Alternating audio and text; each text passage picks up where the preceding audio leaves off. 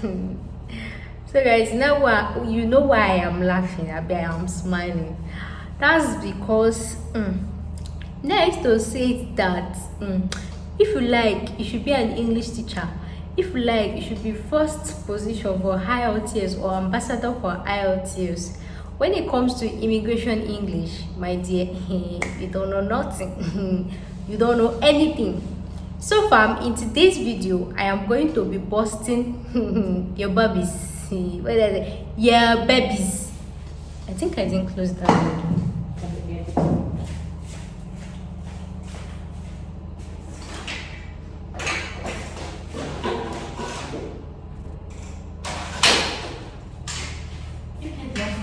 My phone should be reflecting back.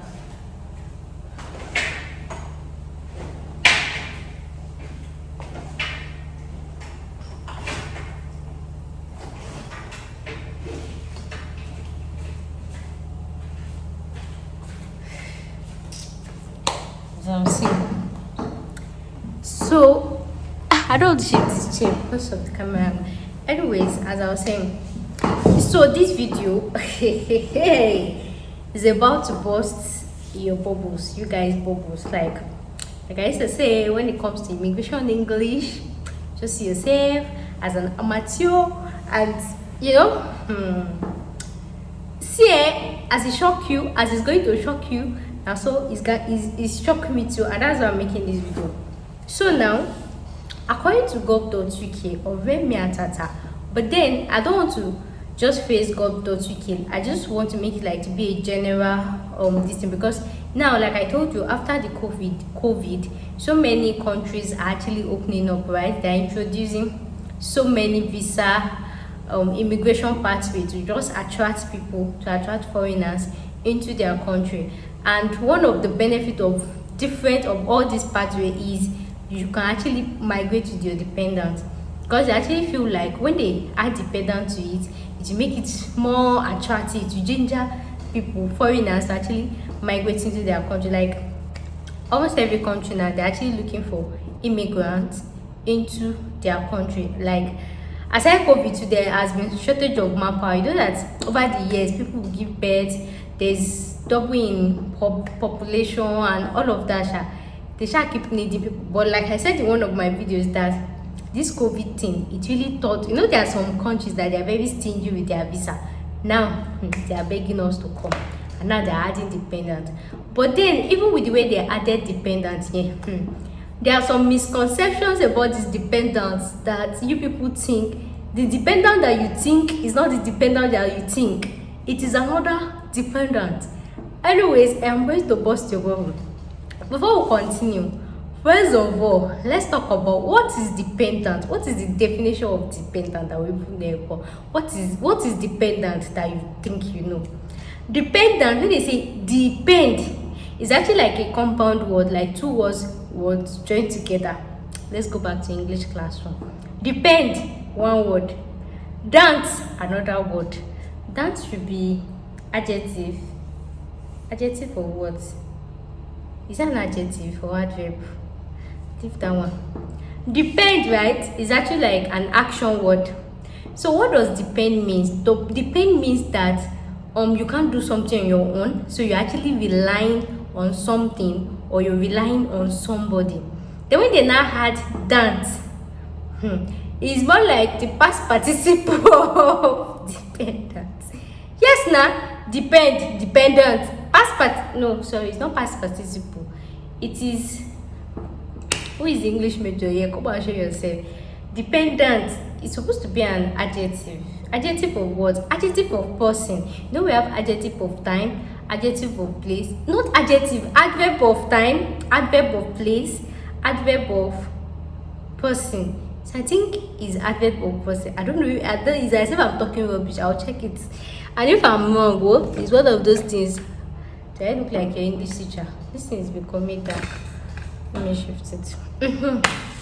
I want to try and analyze it so that you guys can understand, right? So dependent actually means like somebody that is actually depending on the other person for survival, for anything, like for survival, majorly according to the immigration pathway rules for survivor. So now when you now actually see a visa pathway that actually say, oh, you can come with your dependent, you can come with your dependent, you can come with your... Which dependent do you think they are talking about? No, ask yourself, which one are... You know, you feel like you want to pack all your village people, everybody. Oh yeah, we go. My dear, calm down. Calm down. Now that you understand the meaning of dependent, and that's why I try to like define it. Since you understand the meaning of dependent now let's go over it. Calm down, oh. Calm down. So, what is the what are the lists? No, let me rephrase. Who are your dependents? Who and who can you travel with? Who and who can you not travel with? Who are you is in your list of dependents? Let's start from who you cannot travel with, because that's one of the misconceptions, Abi. Right? So those that you cannot so when they talk when they say somebody is dependent, right? Dependent on somebody, so that means there's actually somebody that is actually an applicant. So other people that wants to join the person is actually dependent. So it could be for work, it could be for study. So if you are the one that maybe you're going for study in a university, you are the applicant. Anybody that comes with you is your dependent. If it's for work, maybe you applied for work and you actually get a work, and then when if you are the person that gets the work, whether you are the wife, whether you are the husband, whether you are the anything, you are the applicant. So anybody that is coming with you as a reason of that visa is actually your dependent. Do you understand that? So anybody can be the applicant. So the main thing, if there is no applicant, there is no dependent. Do you understand that? So they have to be an applicant before a dependent. They can be a dependent, but there is no applicant. They are not going anywhere, both of them.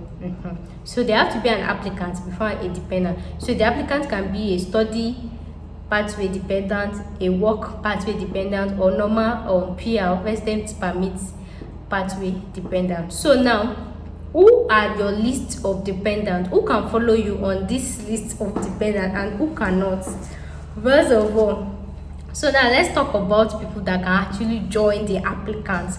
Let's say you are a husband or you're a wife, you actually applied to study, or you actually got a job outside the country, whether husband or wife, anybody, you are an applicant. Who can you travel with? The only person that you can actually travel with as your dependent is your husband, your wife, and your children. Hey, my dear, wait. That children, in that session, the only person you can travel with is your husband, your wife, your children. Children under the age of 18. Children what? Under the age of 18. And that's why outside the country, most countries, children outside less than 18 are actually not allowed to work, right? They actually enjoy free benefits from the government, education and everything. So that's why the country abroad, they actually classify them as dependent. So anybody that is older than 18, 18 is like the official age, they are no longer dependent. So now, who can actually go with you on your dependent visa? Listen, number one is what? Your husband. Number two is your wife. Number three is any of your children that is under 18 years of age. And then number four is legally adopted children. So whether they are even more than 18 years old, it's nobody's business. As long as there is a legal backup that actually legally adopted them, they are part of your dependents. Do you guys understand that? Legally, if legal form paper, you will know more. Legally adopted. So who cannot join you as main applicant for dependents? Your mother, your father, your cousin. No, there's cousin. Okay.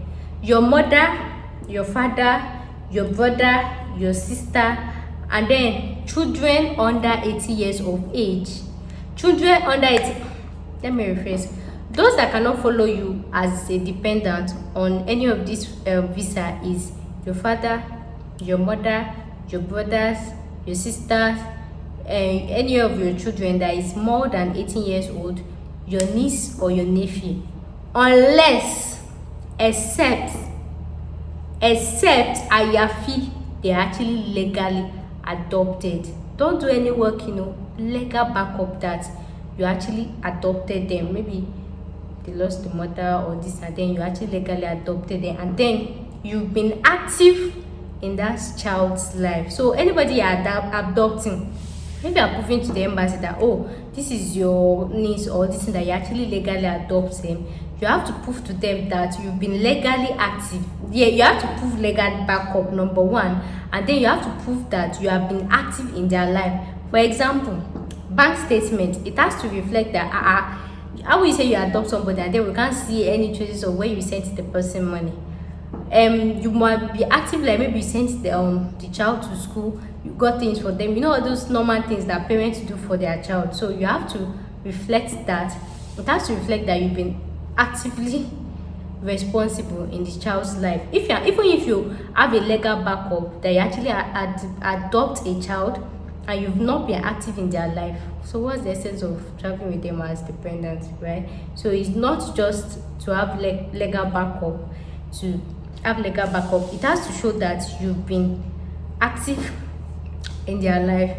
So I hope with this few points of mine I have been able to burst your bubble again, because I know especially mothers, right, they're ready to relocate abroad with all their family members, but I am so sorry. So now somebody might want to ask that, okay, maybe they have some children under 18 years of age and they have some that is above 18 years of age. How go take do am now? You won't leave the child for Nigeria, you won't leave am for Ghana. How you go take one now? There's actually a legal way you can run it, and we have different options. Number one is either the child move abroad as student visa, work visa, or family reunion visa. There's actually a visa called family reunion. They can actually migrate with you through that pathway. And there's another one again. So if you want me to make more explicit video on this, especially people mothers that have children that is actually less than 18 years old, let me know in the comment section. And aside that, even for your brothers, your sisters, your mothers, your anything, they can actually use the same pathway, either work visa, student visa, or this family reunion visa.